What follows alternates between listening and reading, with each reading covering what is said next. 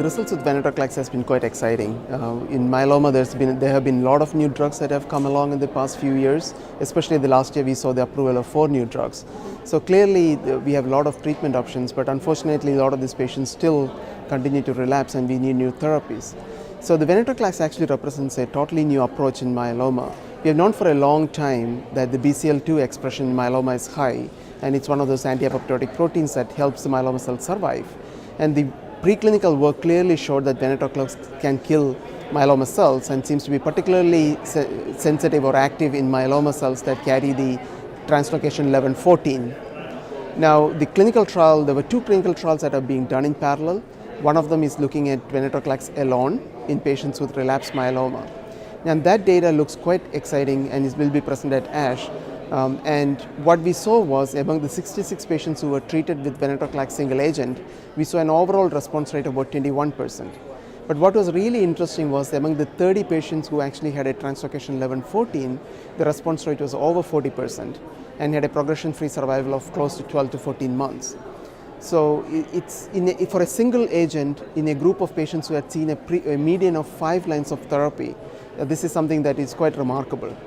Now, clearly, because of the underlying biology, there was additional work that was done in these 1114 patients, where they did digital droplet PCR to identify which patients have high BCL2 and low MCL1 or high BCL2 and low BCLXL.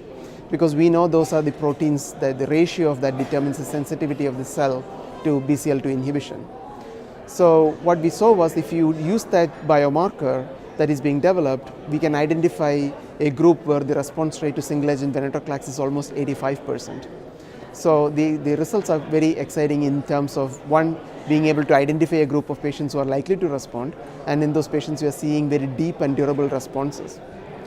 Now, what is happening in parallel is also a combination with bortezomib. Now, the rationale for doing the bortezomib combination is that in patients' myeloma cells, the amount of BCL2 and the amount of MCL1, both of them together determine the ability of the cells to undergo apoptosis.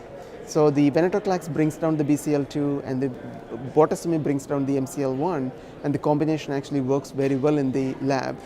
And in the clinic, we are seeing a good translation of the same findings. So in the similar study, 60-odd patients who were treated with the combination, the overall response rate was close to 90%. Most importantly, if you look at the group of patients who had seen 1 to 3 prior lines of therapy and who are not refractory to bortezomib, the response rate was 94%, much higher than what we have seen with or would have expected to see with the bortezomib dexamethasone combination.